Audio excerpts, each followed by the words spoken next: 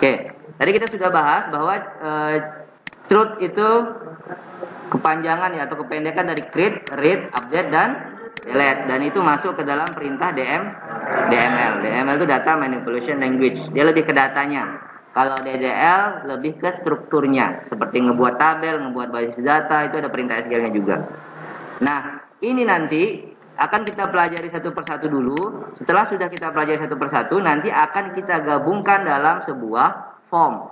Jadi satu form nanti ada tombol tambahnya, ada tombol tampilnya, ada tombol ubahnya, ada tombol hapusnya. Cuman kita harus tahu dulu cara penggunaannya satu persatu.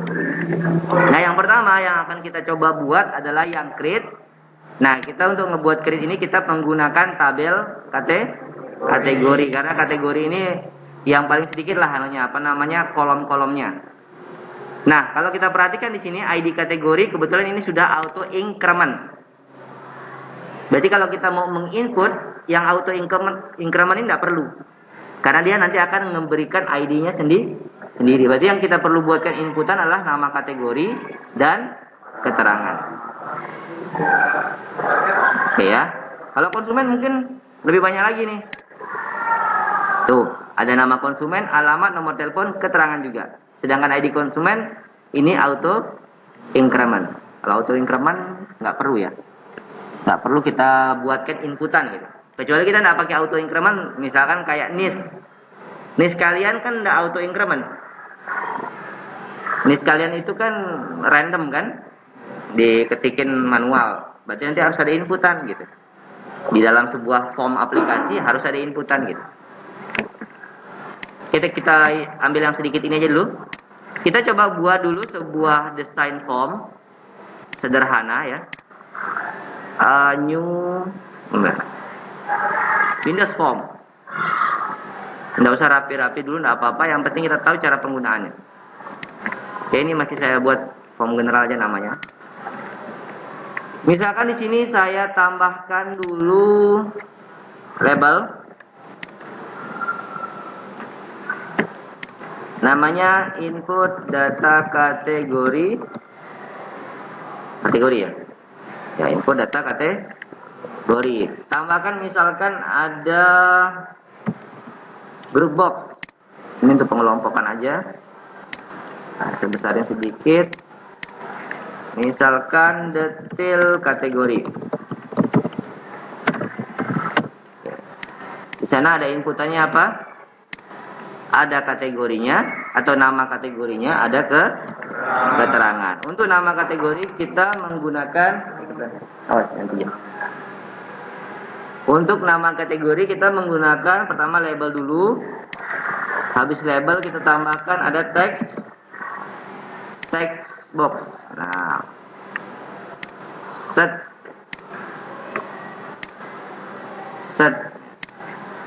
Ini apa ini tadi?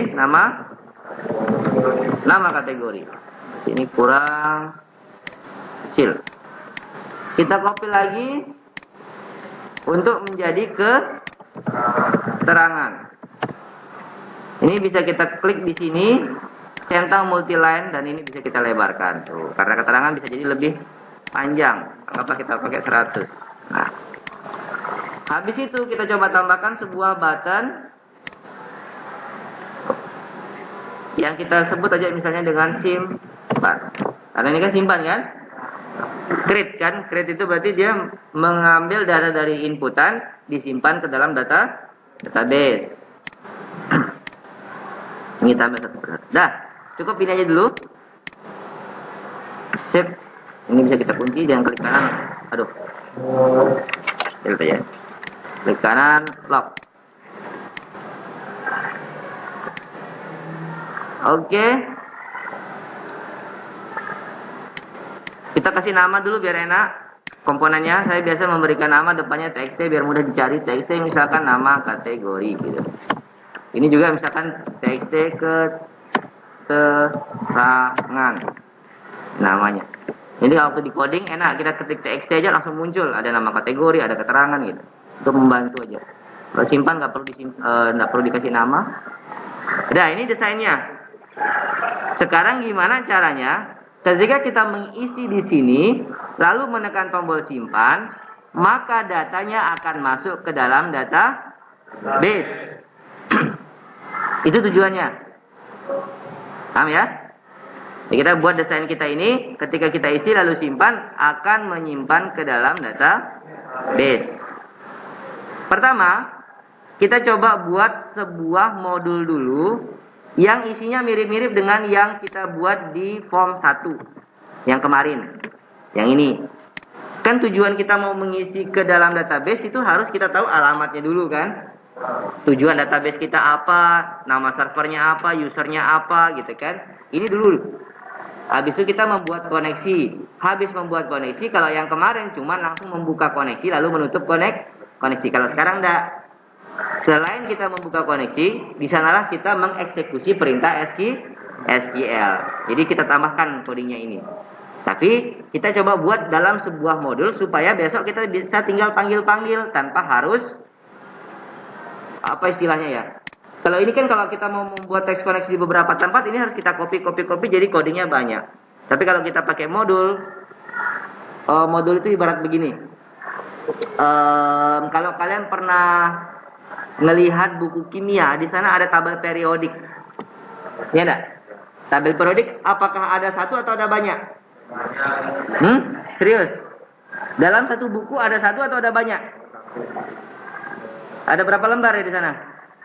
Ada 1 lembar. Biasanya mungkin ditaruh di paling belakang. Ya enggak? Nah, tetapi si tabel periodik ini apakah dipakai sekali? Enggak, berkali-kali. Mungkin di halaman 1 ada yang menggunakan tabel periodik. Di halaman 2 mungkin ada yang menggunakan tabel periodik. Ibaratnya begitu. Kalau seandainya setiap ada penggunaan tabel periodik, di sana disisipin tabel periodik, banyak enggak jadinya? Jadi banyak bukunya, jadi tebal gitu. Sama kayak coding ini. Kalau kita mau melakukan koneksi, ya jangan di setiap membutuhkan dipanggil koneksinya gitu. Di copy coding yang koneksinya. Kita cukup buatkan satu, tetapi nanti ketika orang mau melakukan koneksi tinggal dipanggil. Sama kayak tabel periodik itu logikanya. Nah, makanya untuk kita meletakkan sebuah perintah-perintah yang mungkin kita bisa buat satu dipanggil untuk berkali-kali, itu kita buatnya di dalam sebuah modul namanya. Cara buat modul gampang, tinggal klik kanan, add modul. Tuh. Ya terserah namanya modul 1 juga nggak apa-apa. Kita add. Tuh, di sini masih kosongan. Dan dia tidak punya form. Kalau modul tidak punya form. Jadi modul itu hanya cuman tempat kita naruh coding, yang coding itu bisa kita pakai berulang-ulang. Oke. Sekarang coba kita buat sama nih kan, nih waktu kita mau melakukan koneksi kan kita harus import mysql.data.mysql client ya. Di modul juga begitu berarti. Di sebelum modul kita tambahkan import mysql.data.mysql client, itu pertama. Terus kita buatkan sekarang sub namanya. Kita buatkan sub namanya eksekusi SQL. Oke. Eksekusi SQL. Perintahnya sama. Pertama dim alamat as string sama dengan yang tadi, yang pertemuan sebelumnya ini. Tuh.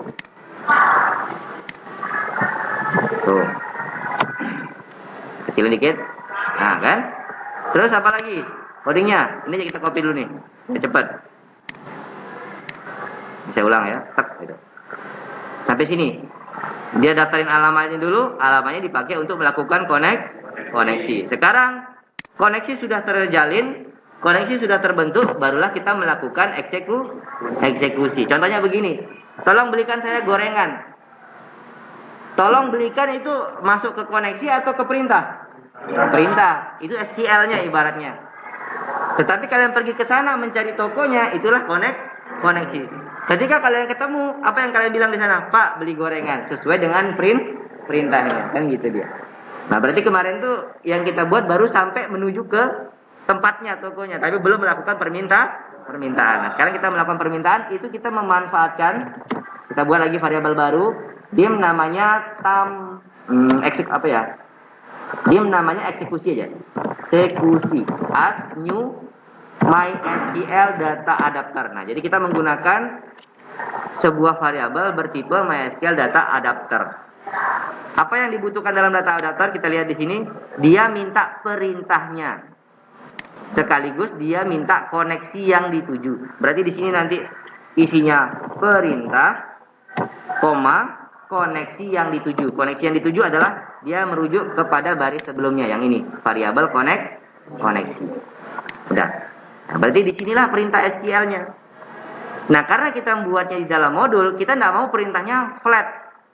Kita tidak mau perintahnya tetap. Kita maunya perintahnya berubah-ubah sesuai yang kita butuhkan. Makanya kita membutuhkan di sini namanya parameter. Kita buat aja parameter di sini. By default, kita bilang aja di sini perintah SQL as string. Jadi apapun yang kita inputkan di sini akan dieksekusi di sini gitu. Jadi ini kita ngambilnya langsung dari perintah SQL. Tuh. Jadi variabel yang di sini kalau kita isikan datanya, maka itu yang akan dieksekusi di sini. Silakan di anunya dulu, diperhatikan dulu. Nanti kita lihat penggunaannya. Nah, kalau sudah, berarti di sini udah sampai kalian melakukan permintaan. Pak, beli gorengan ya, gitu. Udah melakukan permintaan. Nah, setelah kita minta, apa yang dilakukan sama tukang gorengannya? Ngebungkus, ya kan? Membungkus untuk dimasukin ke dalam tempat, entah itu kresek atau apapun. Sama di sini juga begitu. Setelah kita melakukan permintaan itu harus ada wadah untuk dia dikembalikan ke kita sebagai si peminta. Ya, makanya kita di sini harus buat lagi sebuah variabel dim tampung namanya. Tipenya adalah as data table, as new data table. Tampungnya adalah tipenya data table. Setelah itu, ini baru ngebuat tempatnya, istilahnya ngambil kreseknya. Belum mengisikan tampung ini dengan hasil eksekusi. Cara mengisikannya gimana? Eksekusi .fill dalam kurung tampung. Nah, ini disinilah tempatnya si tampung itu diisi oleh eksekusi ini. Jadi ada beberapa variabel di sini. Nah, setelah itu baru kita kirimkan balik return tampung. Tapi saya ada salah kayaknya. Di sini bukan sub, tapi ini adalah function. Kalau sub itu hanya mengerjakan, tidak mengembalikan nilai. Tapi kalau function mengerjakan sekaligus mengembalikan nilai. Nilai yang dikembalikan adalah bertipe data table. Karena ini tampung itu dalam bentuk tipe data table. Berarti di sini kita buat return. Nah, hilang errornya. Berarti kalau misalkan kita panggil eksekusi ini, kita minta perintah SQL, maka nanti dia akan mengembalikan data yang ada pada perintah SQL tersebut. Kita coba ya, kita tes.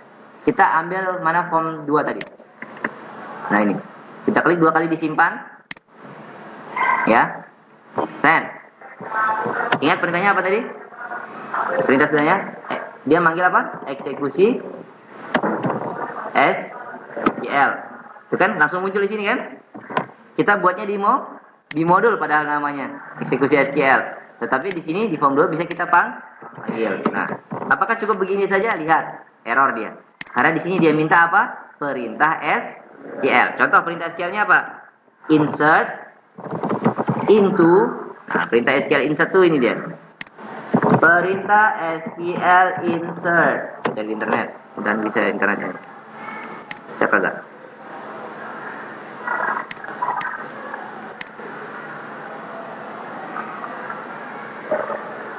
Nah, sudah ya. Lihat ini. Nih, perintah SQL insert itu adalah rumusnya begini. Insert into baru diikuti dengan nama tabel. Nama tabel yang mau kita isi apa tadi? Kategori. Nama tabelnya ya, bukan nama kolom. Ya, kalau nama kategori sama keterangan adalah nama kolom. Nama tabelnya adalah kategori. Berarti insert into nama tabelnya adalah kategori. Value ini baru nama kolom. Kita ada berapa kolomnya? Ada 3 kan tadi?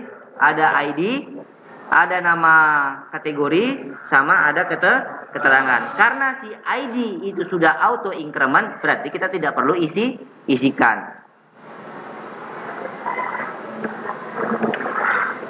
Gimana jadinya? Bentar. Ini kita kalau mau ngelihat rumus perintah SQL mau lebih cepat tuh gini. Klik di kategorinya, pilih SQL, lalu pilih insert. Tuh lihat. Sudah dibuatin kalian tuh. Tuh, insert into nama tabel, terus dalam kurung nama kolomnya, baru isi dari yang mau isi yang akan kita isikan ke kolomnya. Ini saya kopikan sini aja. Itu rumusnya tuh.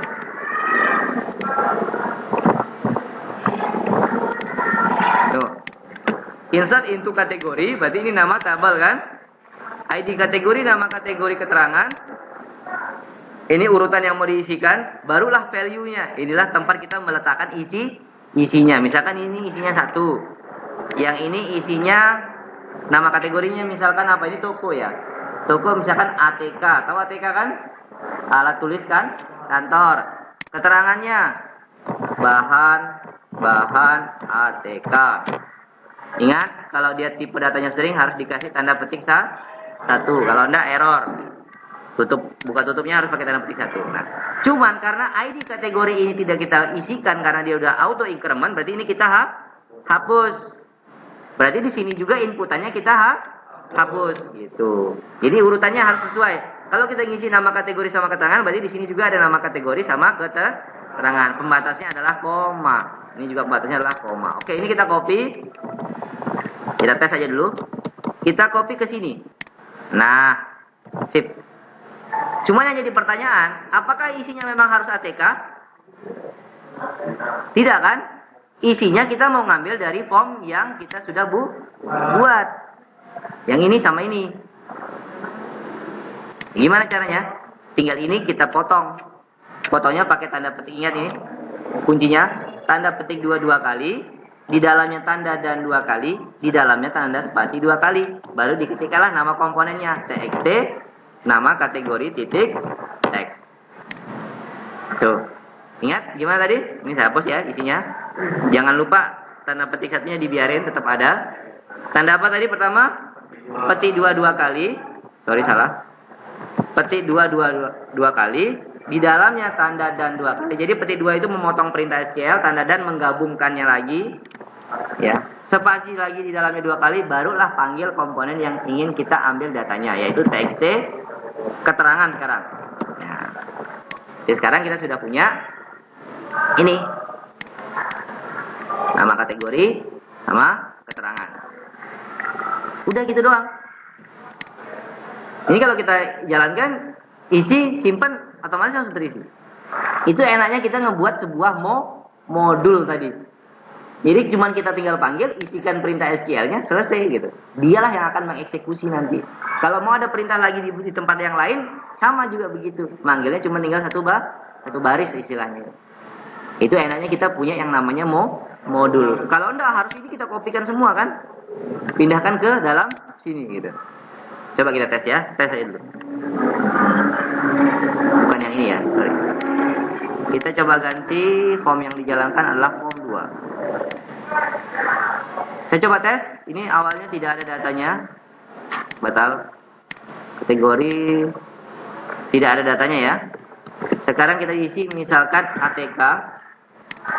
Ini adalah alat tulis kantor. Simpan. Kita memang tidak ada nambahin coding yang lain, makanya tidak ada kayak pesan data berhasil disimpan, tidak ada. Karena memang belum kita tambahkan. Cuman kita pengen cek. Ini kalau kita jelajahi lagi, tuh, kan sudah ada datanya kan? Berarti apa? Yang kita isikan sudah masuk ke dalam data. Berarti perintah kita sudah berhasil. Gitu dia. Kita isi lagi yang lain, misalkan selain ATK, misalkan makanan dan minuman atau makanan aja. Kategorinya sembako. Nah, ini sembako ini di dalamnya ada beras, gula, garam, DLL. Simpan. Tek. Dari press yang di sini. Tuh. Oke? Nah, cuman kan kita harus tambahin bumbu-bumbu kan? Apa bumbu-bumbunya? Masa kita biarkan dia kayak gini tampilannya kan kurang bagus gitu ya. Paling tidak, misalkan gini, seandainya ini saya kosongkan, lalu saya simpan, harusnya boleh apa enggak? Enggak boleh, nah itu maksud saya. Jadi kita harus tambahkan kayak user friendly-nya aplikasi gitu. Jadi aplikasi itu kayak ngasih tahu kita kalau kita salah. Oh tolong isikan dulu nama, kategori, dan keterangan. Kalau memang sudah terisi, baru kita simpan. Setelah sudah tersimpan, dia ngasih tahu data berhasil disimpan. Terus sekaligus ini juga dia langsung bersihkan, langsung di clear sama dia supaya kita siap menginputkan data yang baru, itu maksudnya. Ya, kita buatkan aplikasi itu benar-benar kayak perhatian gitu sama yang make gitu. Kan kayak kalian juga gitu kan? Dibuka Facebook, apa yang Anda pikirkan? Kita isi. Atau kalau kita belum isi, kita tekan tombol post atau submit, apa yang terjadi? Nggak bisa. Dia ngasih tahu, isi dahulu. Ya, kita coba tes. Kita tambahkan sedikit manik-manik di dalam simpan. Nah, sebelum perintah yang tadi itu kita tambahkan dulu, gitu kan? Pakai perintah if. Jika txt kategori titik teks sama dengan kosong kan tanda petik dua kali, atau kok pakai atau ya, or txt keterangan titik teks sama dengan kosong, maka kita kasih pesan. Pesan itu apa? MSG box ya. Pesannya apa? Nama, kategori, dan keterangan wajib diisi. Tuh, tanda seru. Jangan lupa exit sub. Exit sub ini maksudnya gini. Ketika memang ternyata ada yang kosong, dia tidak akan melanjutkan ke coding berikutnya. Dia langsung stop di situ. Exit sub itu fungsinya untuk itu. Ya, memberhentikan jalannya coding gitu. Kalau enggak pakai exit sub, dia bilang waktu kita tekan tombol ternyata belum kita isi, dia munculkan pesan ini, nama, kategori, dan keterangan wajib diisi. Tetapi apa? Lanjut juga nyimpen gitu kan. Jadi tambahin dia exit sub. Ini untuk memberhentikan codingan atau memberhentikan jalannya aplikasi. Nah, contoh nih tes, kita jalankan. Tuh. Nggak mau dia lanjut. Nah, cuman kalau bisa dibuatkan gini. Tambahkan ke gini. Txt kategori titik fokus. Supaya kursornya nanti akan mengarahkan langsung ke nama kategori. Misalkan ini contohnya. Saya nggak isi nih. Isi di bawah aja. Saya simpan. Tetap nama, kategori, dan keterangan wajib diisi. Oke, tuh lihat dia langsung fokus ke sini kursornya. Jadi txt nama, kategori, titik fokus, jadi mengarahkan kursor ke sana supaya orang tuh tinggal ngetik aja gitu, nggak perlu lagi pakai mouse ngindahin. Jadi kita buat semudah mungkin orang itu.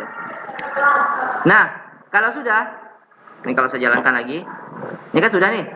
Kalau saya isi, misalkan ini tadi ATK sudah, sembako sudah, misalkan apa lagi, bahan pancing.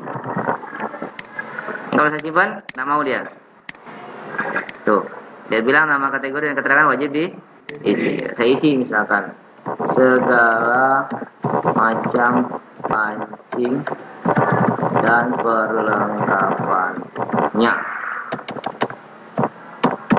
Nah, ini kalau saya simpan, tak berhasil. Cuman dia tidak memberikan informasi. Ini sudah masuk sebenarnya. Nah, sekarang gimana caranya kita memberikan informasi? Oke, ini dia tutup. Kita tambahkan lagi coding. Setelah ini tadi untuk memvalidasi, ini larinya validasi ya. Validasi inputan. Ini baru menyimpan inputan. Baru terakhir kita buatkan informasi penyimpanan. Nah, informasi penyimpanan kita bisa pakai MSG box lagi. Kita kasih tahu dia di sini, misalkan data berhasil disimpan. Tapi sebelum dia memunculkan data berhasil disimpan, dia sudah melakukan pembersihan inputan. Kayak txt kategori titik teks sama dengan kosong, txt keterangan titik teks sama dengan kosong. Jadi dia udah ngebersihkan txt nama, kategori, titik fokus. Jadi ada 3 codingnya tambahan di sini. Membersihkan isi nama kategori, membersihkan isi keterangan, mengarahkan kursor fokus ke nama kategori. Barulah dia terakhir menampilkan data berhasil disimpan. Akhirnya aplikasi kita jadi lebih bagus gitu. Contoh lagi misalkan contoh kita tadi udah alat pancing ya.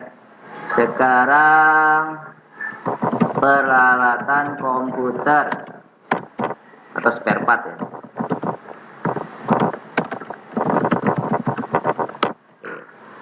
Kan keterangannya segala macam onderdil.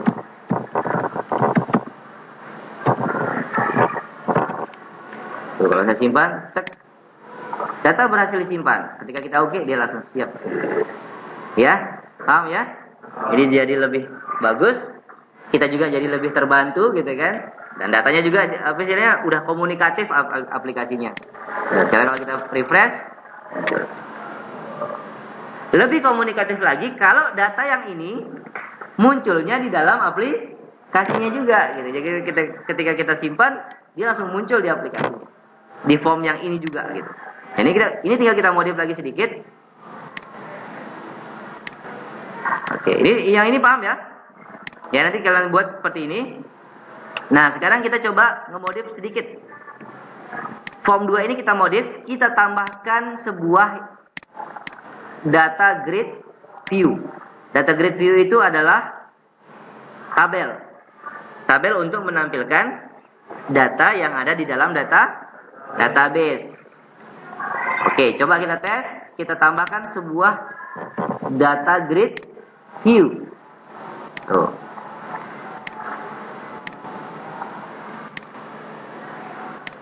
Set.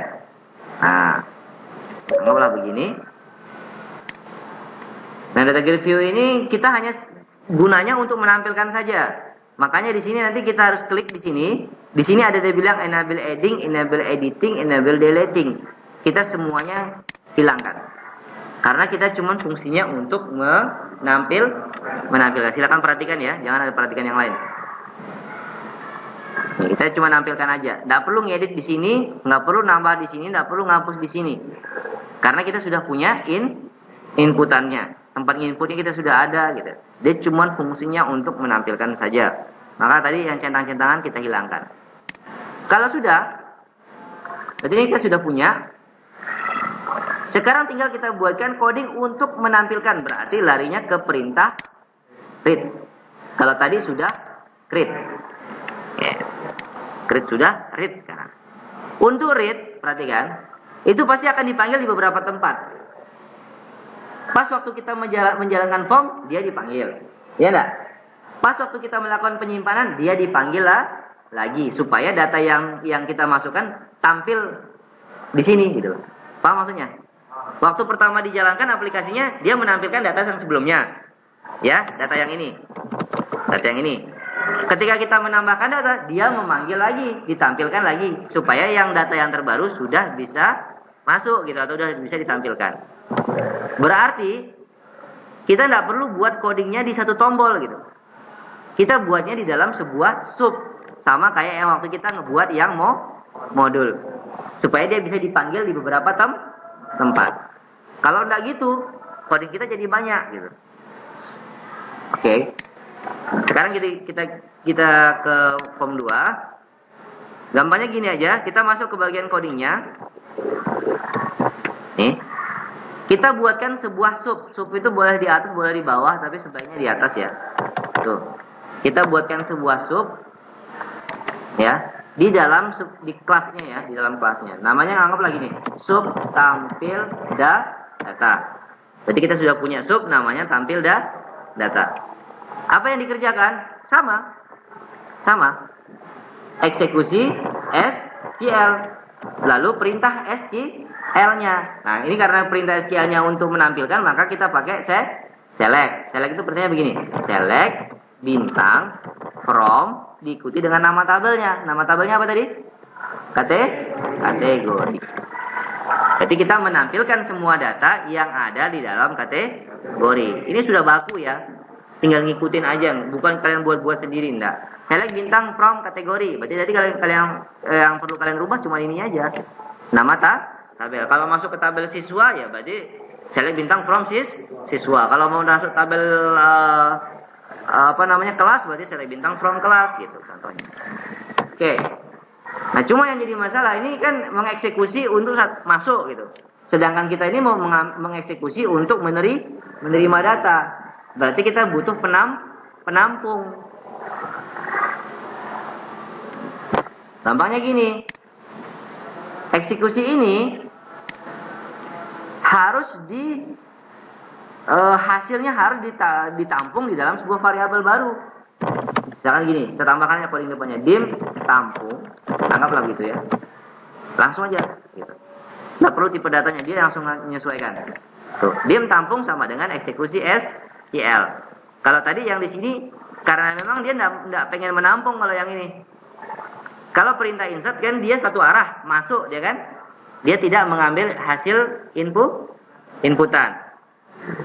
Kalau select ngambil, berarti dia harus punya wadah. Wadahnya itu adalah variabel. Nah ini dim tampung sama dengan eksekusi SQL select bintang from kategori. Berarti hasil dari eksekusi itu akan ditaruh di dalam variabel tampung itu maksudnya. Kalau tadi kan nggak perlu karena mengisikan itu. Pergi kamu sana, ya udah pergi dia. Itu kan perintah yang nggak membutuhkan tampungan kan? Tapi kalau dia bilang begini, tolong ambilkan saya mangga gitu. Itu perintah yang membutuhkan tampungan. Berarti kita harus siapin kresek atau paling tidak pakai baju kan begitu kan? Paham maksudnya kan? Nah, inilah variabelnya. Makanya di sini kalau ini pakai variabel, kalau yang di sini tidak pakai variabel gitu. Oke, sudah. Sekarang sudah ditaruh di dalam variabel tampung. Data itu sudah pasti ada di sini. Sekarang jadi masalah, kita kan mau nampilkan dia ke dalam apa? Data grid. Sini kan? Data grid view.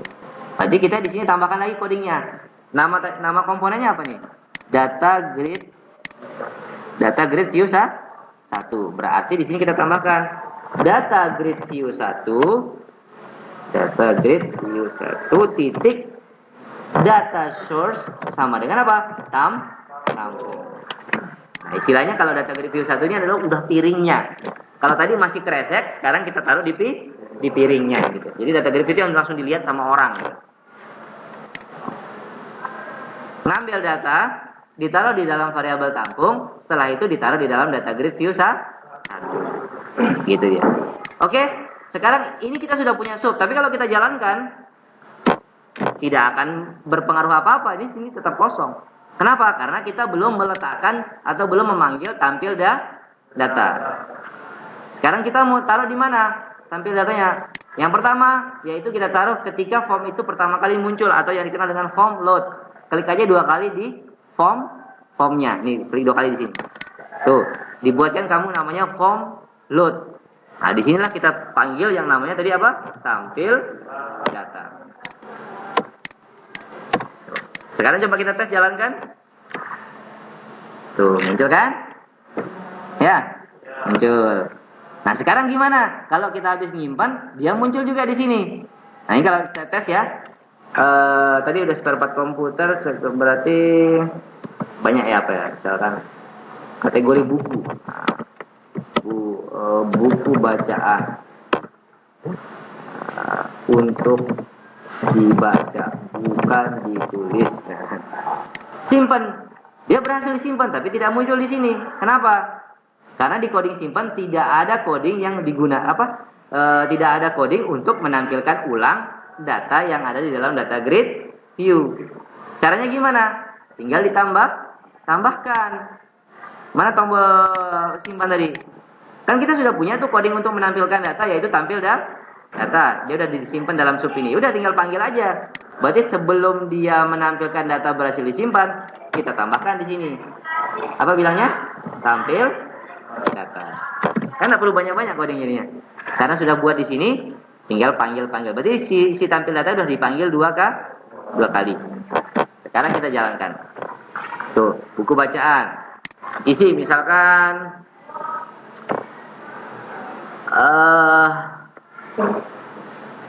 mainan anak.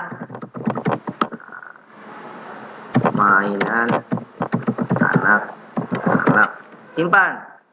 Tuh. Ya. Lebih keren kan jadinya? Ya, jadi apa yang kita simpan muncul di sini, apa yang kita simpan. Oke. Jadi begitu ya. Ya, ini berarti kita sudah menerapkan yang namanya create dan read. Ya.